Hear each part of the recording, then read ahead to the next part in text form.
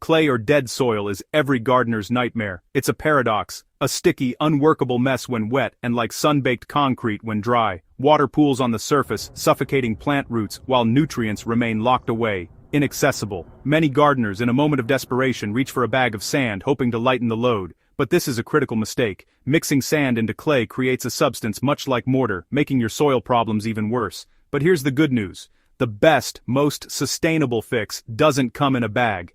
It grows from a seed. The solution is to work nature, not against it. Living plants are nature's original soil engineers.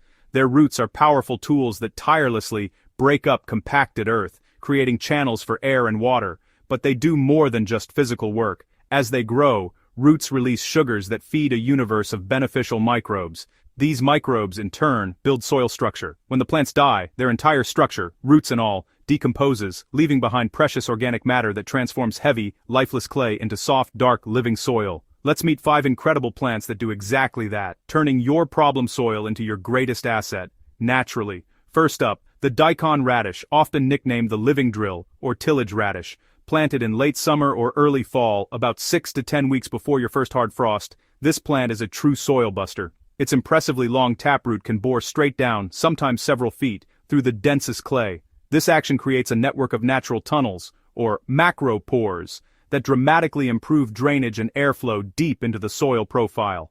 When winter arrives, the frost naturally terminates the radish.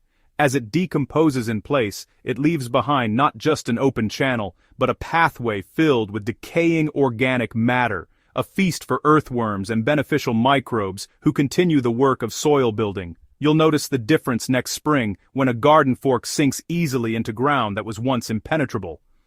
Next is crimson clover, a powerhouse for soil recovery and fertility. This cool season legume is best sown in early fall or very early spring. Its dense, fibrous root system is excellent for preventing erosion and improving topsoil structure, but its real magic lies in its ability to fix nitrogen. The roots form a symbiotic relationship with beneficial bacteria, which create small nodules that pull nitrogen gas, which is unusable by plants, straight from the air. They convert it into a form that your future crops can readily absorb. When the clover begins to flower, you can cut it down and leave the residue on the surface as a mulch, or lightly till it in. As it breaks down, it acts like a slow-release organic fertilizer, feeding your soil and the next round of plants for free. It's a perfect prep crop for heavy-feeding summer vegetables like tomatoes or corn. If you need a fast fix, look no further than buckwheat. This warm-season cover crop grows like it's in a hurry, going from seed to a dense, weed-suppressing canopy in just a few weeks. Planted after your last frost date, its fine, fibrous root system excels at loosening the upper layers of compacted earth.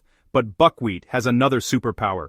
It produces mild acids in its root zone that are incredibly effective at unlocking phosphorus, a key nutrient that is often chemically bound and unavailable in clay soils.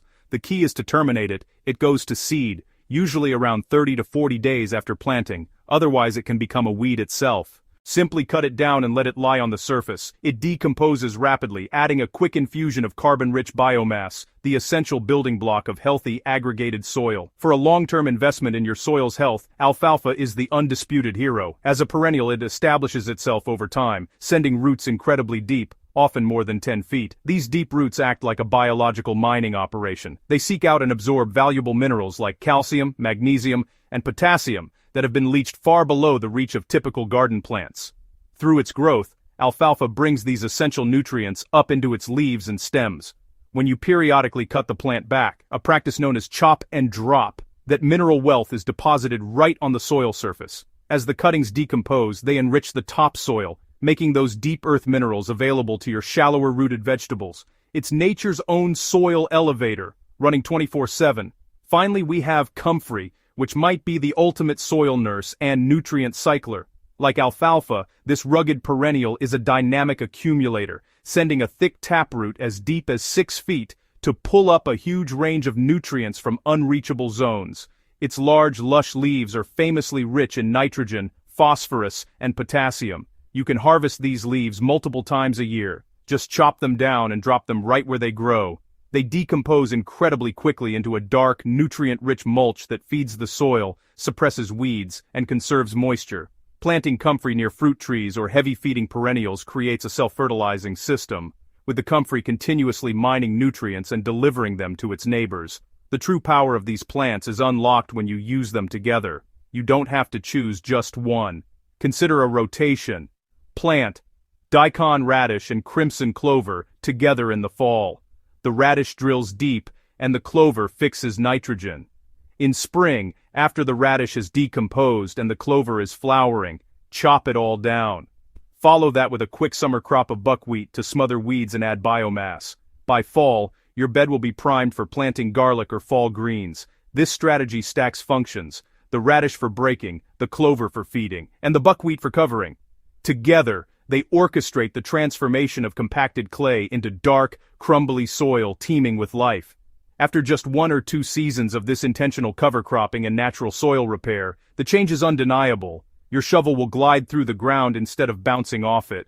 You'll see the return of earthworms, nature's best tillers. When it rains, water will soak in deeply instead of running off. Your plants will finally have the loose, aerated, and nutrient-rich environment they need to not just survive, but truly thrive where almost nothing grew before. So the next time you're tempted to fight your soil with brute force or expensive, temporary fixes, remember to let plants do the work for you. They have been building and repairing Earth for millions of years, using a blueprint of elegant, biological efficiency. And with a little guidance, they'll fix yours too. If you're ready to stop fighting your garden and start collaborating with nature, subscribe to Soil Story. We share more real-life garden experiments, deep dives into soil biology, and proven natural methods that truly work, straight from the living ground.